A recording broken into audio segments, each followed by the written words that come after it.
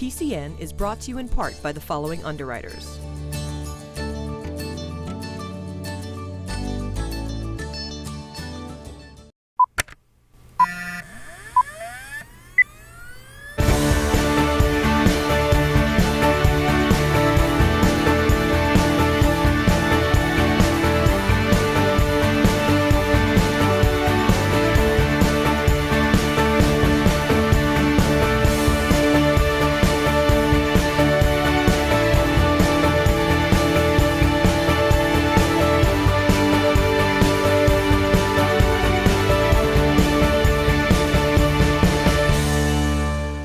Welcome to another episode of PAC TV Community News. I'm Julie Thompson here with Maureen Boyle. Tonight on PCN, the Duxbury Senior Center brings in a genealogy expert to help folks with their own genealogy projects. Tidmarsh Living Observatory holds a celebratory opening day for those who have contributed during the transformation. And the U.S. Army and Cage Titans team up for a cross-promotional event. We meet two young entrepreneurs who have had the idea of combining clothing consignment and music. And AD Makepeace has a bog-to-table dinner during their Cranberry Festival. Doctor's Orders brings you information on diabetes, and the executive director of the Plymouth 400 is on set to give us a look at what's coming up. We start at Silver Lake Regional High School. Last month, Silver Lake Regional High School celebrated Breast Cancer Awareness Month. The sports teams fundraised by having Pink Out Days, raffles, a week-long penny drive, and a PSA was made by students to pie a teacher in the face. All for a good cause, of course. All the money raised goes to Dana-Farber Cancer Institute to support breast cancer patients. PCN stopped by on one of the Pink Out Days.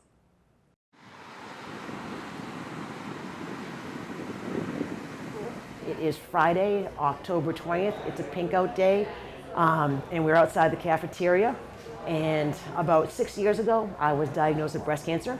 At that point, I received lots of great care from Dana-Farber South Shore Hospital, and I went and met with administration, talked about what we can do to give back. So both Marlene Lopes and I and a few other teachers who have since left Silver Lake, and one of the guidance secretary, all are breast cancer survivors. So we decided that we wanted to do something to try to give back since we went through it ourselves and we understand that it can be difficult. So we wanted to do something as a whole school community. So the first year we had a Pink Out Day like today, and we also did, the sports teams did activities, and we did a few things like the paper ribbons, but each year we've kind of added a little something else. The penny drive was new last year. It's something we've done in the past with some other charity events, and it's usually a good way to get the kids involved because they like to compete class against class. And next week we'll also be doing the pie throwing contest, which is new and it's pretty exciting. And then I coordinate the PSA that we did, which gets a chance for kids to tell their story as well as the staff who've been involved personally. We have activities with the staff where we do faculty kickball, we have penny drives, we have pink outs, we have sell ribbons, the sports teams have activities. The sports teams have sold concessions, and they've sold bracelets, and they've done luminaries, they've done, we do alumni games, all different things where people come together and donate, raise money for the cause, and actually have a lot of fun doing it. Penny Drive is this, we have a particular breast cancer week, which is this week right here. So it's a week-long competition amongst classes to raise as much money as they can. Pennies are positive points, silvers and dollar bills are negative points. Next week we have a teacher pie in the face contest where the top 4 teachers will get a pie in their face. We've done a tremendous amount of activities to create a lot of awareness. The boys soccer team is actually painting rocks to give to the patients at Dana-Farber Breast Cancer Center, which is also a great tool. We have art classes doing painting faces. The volleyball team has had a great event where they had a pink out, sold various raffles and concessions. We've had support from our school nurse and guidance department where they're selling keychains and lanyards. There's so much spirit throughout the halls. Horticulture selling flowers, pink daisies. There's lots of activities. In the past 5 years, we've raised over $25,000. If we could raise $5,000 plus, I'd be thrilled. You know, again, the money raised goes directly to patients who may not have the actual insurance or their insurance doesn't cover certain procedures, and this goes directly to those patients. There's no middleman, there's no administrative fees. It's just a fund set up there where all the money goes directly to patients. So it's something we're very proud of here at the lake. The Duxbury Senior Center has always had amazing programming for seniors and citizens alike. Recently, the Senior Center had an expert genealogist come in to help residents on their own genealogical projects. It was enlightening as well as fun. PCN stopped in. Today at the Duxbury Senior Center, we are doing a DNA workshop. We're going to learn about the different types of DNA and what to do with them and how to use them to solve your family history mysteries. I attended a program at Boston University, and another member of the alumni asked for someone to participate here, and several people recommended me, so here I am. I started family history about 15 years ago when my oldest child was in first grade. He had a school project, and I was interested in finding out who my grandmother's father was. So I figured it out shortly thereafter, and now 15 years later, I figured out that my answer was actually totally wrong 15 years ago, but I love collecting cousins. That's probably one of my favorite things to do. I think my kids kind of exemplify a good reason to learn about it. There are multiple reasons. As a kid, I honestly didn't have much interest in history at all. I did it because I was a good student. But I didn't really understand it. And when I began doing genealogy, I realized that history is real. And these are our ancestors. And now my kids have a total passion for history. They know a lot more about history than the average person because they've learned it through the eyes of their ancestors. It's important to know where we come from. I can already see a lot of excitement. I've had a few questions this morning. Some people are working on their family history. Other people might be adopted or have something in their family tree that isn't exactly as they always believed it was. So I hope to help those people on their adventure to learn more about their own family. I love senior centers. I teach at a lot of senior centers, and my favorite part is actually not teaching them, it's hearing what they have to teach me. I've heard some amazing stories that you would just never even imagine. I met a man who was raised in a polygamous community in Africa once by the head wife. That's not something you're gonna do home at your laptop. So this is really exciting for me to meet all these new people with great stories. The story of Tidmarsh Farm continues as Mass Audubon has completed its purchase of the 500-acre wildlife sanctuary property. At PCN, we've been covering this story for the better part of the past 2 years. Now, rather than drive to the Bartlett Road entrance to the property, we were able to access the trails from the new entrance at 60 Beaver Dam Road. Drivers traveling along Beaver Dam Road lately may have noticed a few new signs that have popped up along the shoulder. For those who recognize the names on the signs, they are a sight for sore eyes because they all lead here, the parking area for the trailhead of the Tidmarsh and Mass Audubon Wildlife Sanctuary. A little over a year ago, in October of 2016, Mass Audubon hosted a walking tour of Tidmarsh just up the road from here as they kicked off their fundraising campaign to purchase the property. Well, now that purchase is official, and just on the other end of this trail is a pretty big celebration. I think I'll head across and see how things are shaping up. It only seemed fitting that on the night that Mass Audubon was celebrating its latest acquisition, we were having some of the nicest weather we'd ever encountered on this property. And we've encountered all kinds of weather. There was the unseasonably warm but foggy and drizzly time in December of 2015, sunny but cold and windy in March of 2016, and rainy and cool in October later that year. This time around, in mid-October of 2017, most in attendance would agree that the weather was just about perfect. On hand were many of the people that made this transition possible, from the engineers to scientists, researchers, volunteers, and donors. We are thanking our donors and our closest friends right now, so it's giving them a chance to see everything before we open it to the public.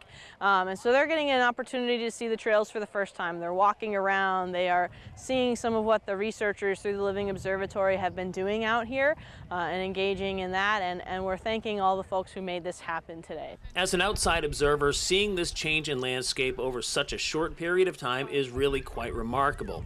Where the tent is now looked like this less than 2 years prior.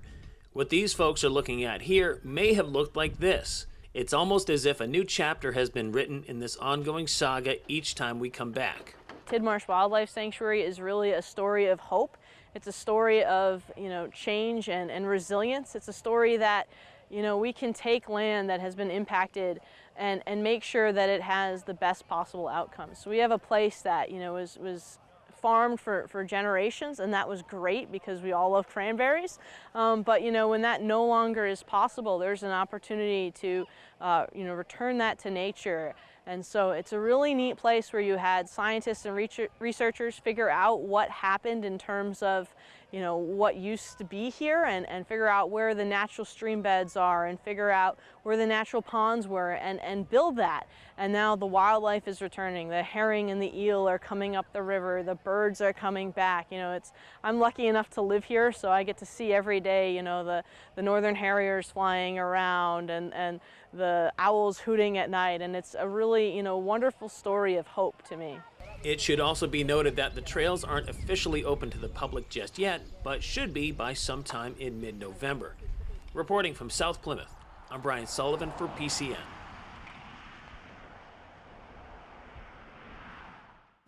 Wow, Maureen, this is really an ecological win. It really is what they've done. It's phenomenal. I love that she says it's a story of hope, because it's not often you hear about, sustainable practices and things like that, but you don't often hear about a piece of property being taken to its natural state again. That's right. And furthermore, PCN has been covering this for probably Forever. 2.5 years since Right. it started. So if anybody at home wants to watch the whole process, they can go to our YouTube page and just search Tidmarsh, and you'll get all the stories. And they're really great. Our producer, Brian Sullivan, has done an amazing job with them. The U.S. Army Recruiting Center in Plymouth recently teamed up with Cage Titans as a cross-promotion for both organizations, and they did it right at the center of the Kingston Collection. The Army had a booth set up, and the Cage Titans had a wrestling octagon. We spoke with Army Sergeant First Class Josh Leon to get all the info about the event. We're the U.S. Army Recruiting Office in Plymouth. We're on Long Pond Road. Basically what we've been doing is we teamed up with Cage Titans Mixed Martial Arts. They do a quarterly event at Memorial Hall. So we partnered with them for about 2 years, trying to kind of spread both of our names in the community.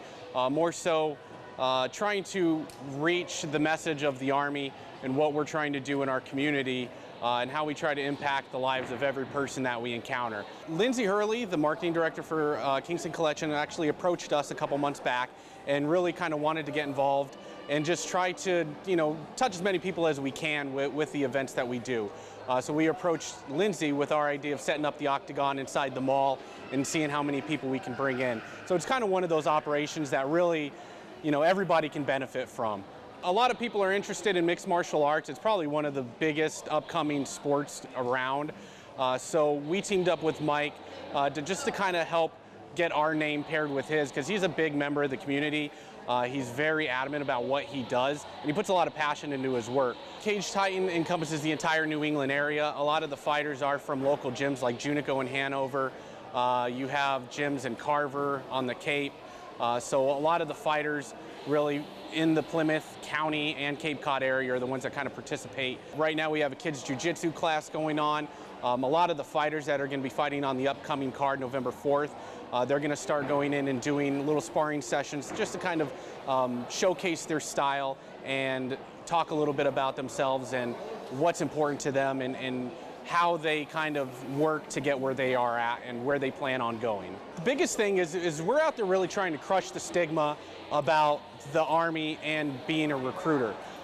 It's not the same Army that it used to be. It's not the same world that it used to be. So one of the biggest things that we try to bring to the table when we talk to people is really trying to change the overtone of who we are and the opportunities that we can provide. In a town like Plymouth, there's not a lot of military presence here, so not a lot of people really are familiar with some of the opportunities and programs that the Army specifically has for them and what we can do to kind of help give them that leading edge in life.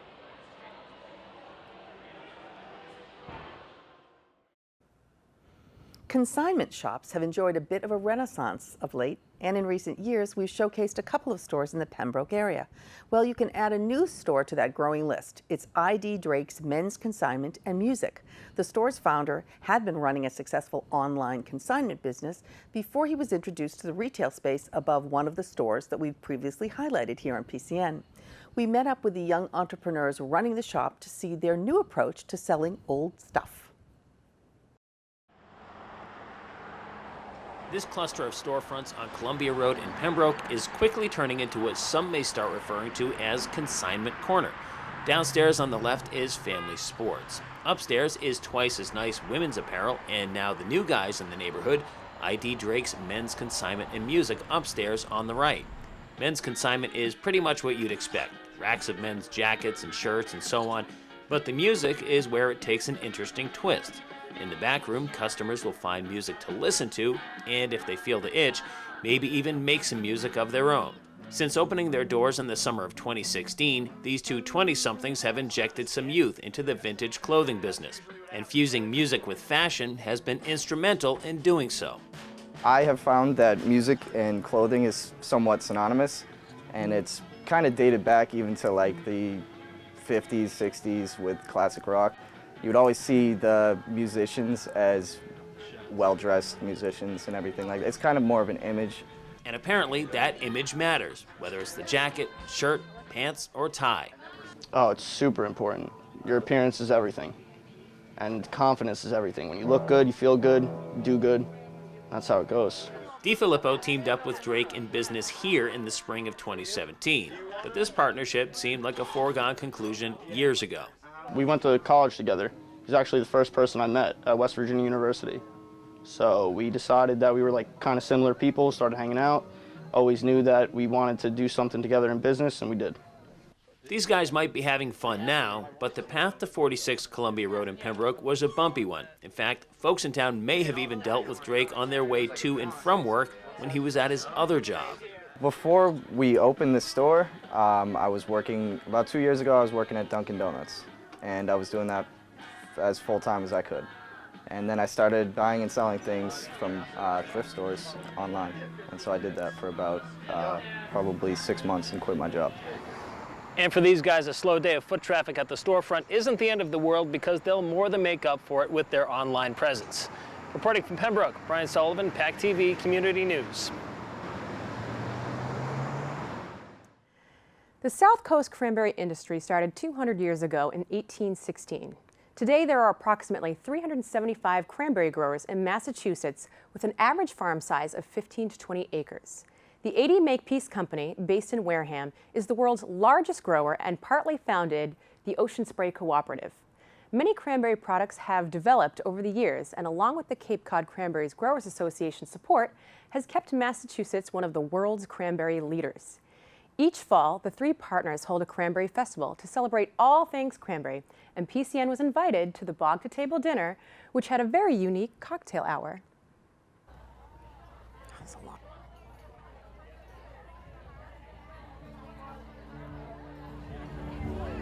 14 years ago, the 80 Makepeace Company came up with the idea of doing a harvest celebration here on our property. And the idea was to open our doors and let people learn about the cranberry industry because, as we say, every time somebody learns more about the cranberry industry, we gain a fan. Makepeace and Ocean Spray are two businesses that are very intertwined. We're a grower-owned cooperative, and Makepeace is a founding member, one of the three founding members, and the only one that is still in existence today. Massachusetts is the second largest producer of cranberries in the United States. If you include Canada, we're number 3. We were number 1 until 1996 when Wisconsin surpassed us, and now Quebec has really come on in the last 20 years as a major force in the cranberry industry, and they are starting to outproduce Massachusetts as well. But that's okay, it started here. The cranberries are still excellent quality. These are perennial crops. They've been there for decades, in some cases well over 100 years. It's the same vines growing on the same bogs, and it's just a very important part of the fabric of southeastern Massachusetts. And we're very proud of our heritage, and we don't have to be #1 to still have a great cranberry industry here. Last year we added this new element, which is the Bog to Table dinner. And this is a way to really highlight cranberries and how they can be used in various culinary applications and so forth. So we have a catered dinner here tonight, and every one of 4 courses includes cranberries. The beginning of the event is a cocktail party in the cranberry bog. So people can borrow a pair of waders and get in the bog. They can have photos taken with our professional photographer, or do their own selfies in the cranberry bog, or take pictures of each other. So that's kind of fun. We have a band here tonight, and it's just a beautiful evening under the harvest moon. Part of our task now is to help further promote and help to educate the consumers of this region about what cranberries are all about. And for the Cranberry Festival that's about to happen, people from all over the world will be coming, so it's a chance to amplify that message even further. So the more people understand cranberries and understand how they grow and the goodness that they are, it's just better for the whole economy and the whole cranberry industry. Nothing is more important to us than being connected to our grower owners. It's a fantastic night, a way to really teach people about our unique heritage. I think that when people see an Ocean Spray bottle, they don't necessarily associate it with an event like this evening, but Makepeace is literally the birthplace of Ocean Spray, and so great night to get a lot of our employees down here and to interact with not only our grower owner and their friends and family, but also just our community and the neighbors and friends that we have here in the cranberry community. Lots of people can live right next door to a cranberry bog their whole lives and have no idea what goes on at harvest, and this is kind of Makepeace's way, and by extension Ocean Spray's way, of opening that kind of lifestyle up to people that just drive by it every day. November is National Diabetes Awareness Month, so we spoke with a certified diabetes educator from BID Plymouth for this Doctor's Orders segment.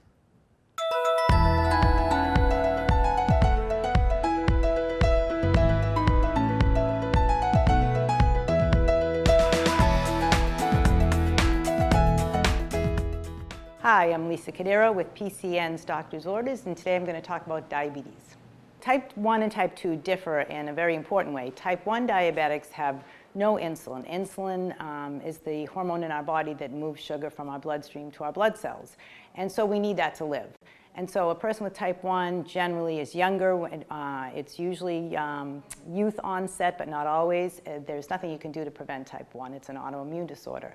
Type 2, conversely, your body is making insulin, but it's just not making enough, and it's not doing its job properly. So you end up with blood sugar in your bloodstream.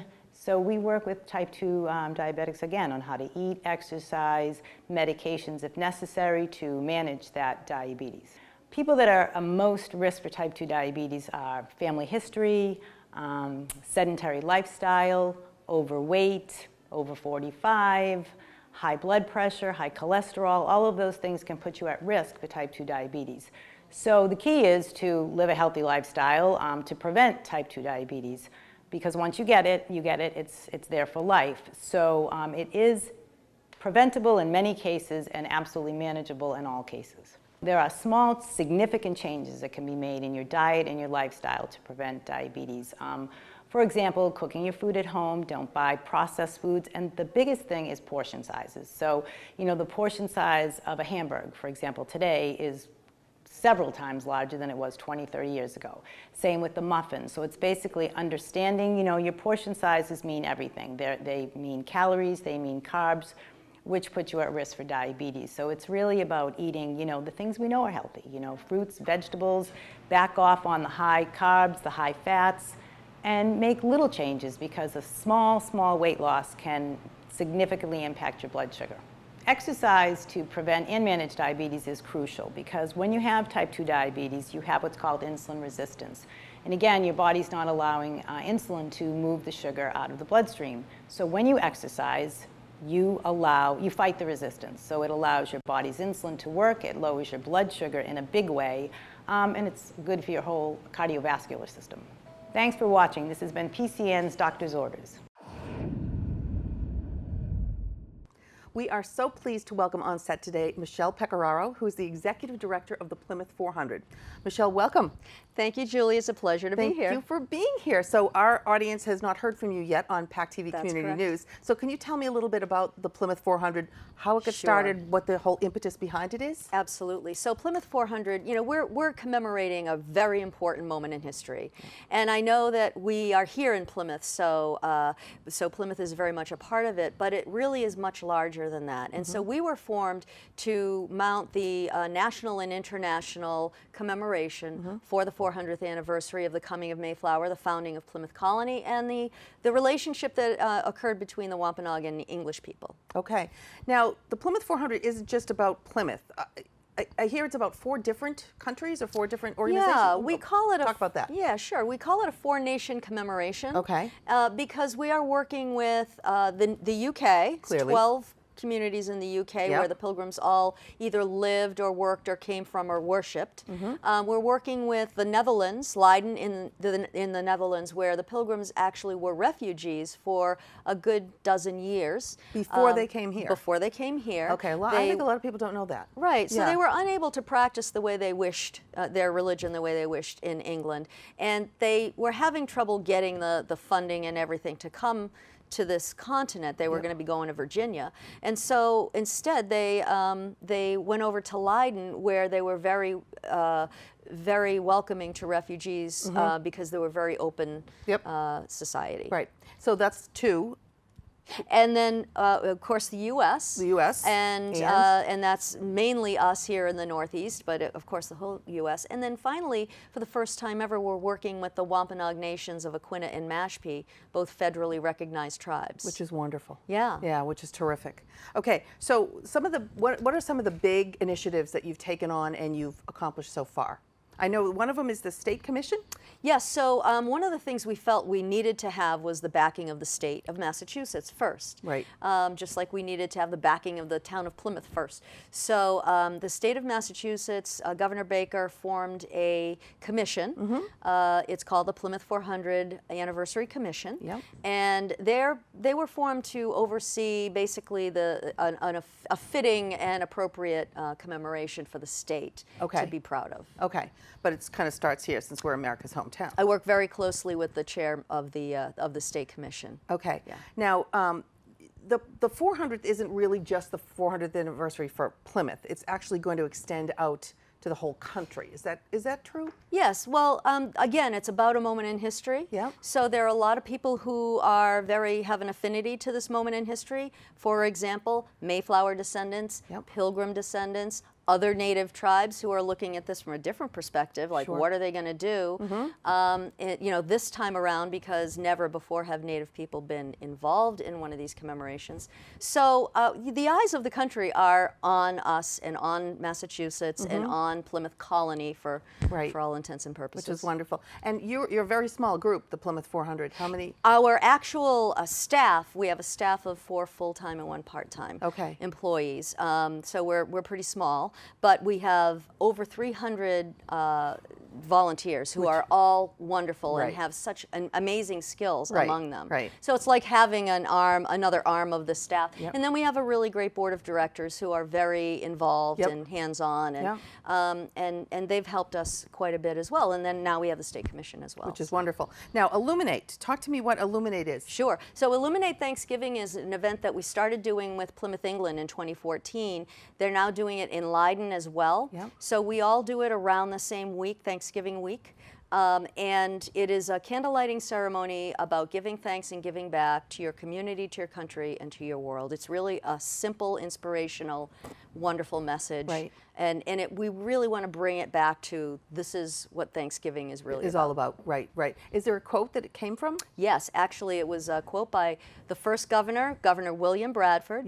As one small candle may light 1,000, so the light here kindled hath shone unto many. And the reason for that we use that quote is because we're basing this all on youth. It's all about who's coming after us, not who's here now. So we have selected young people who have done something themselves that has affected many people. So they're the one small candle. So we try to encourage kids to be that one small candle and make a difference. All right. Well, we've learned a lot in this 5 minutes, and it went like that. So we'll have you back again to keep us updated on what's Thank you. going on. I would love to come back. Thank you so much, Michelle. Thank you. And thank you for watching. If you want to see the show again, you can check out our website, and PCN is also on YouTube. Be sure to follow us on Twitter and like us on Facebook to get up-to-date information. Thanks, and we will see you soon.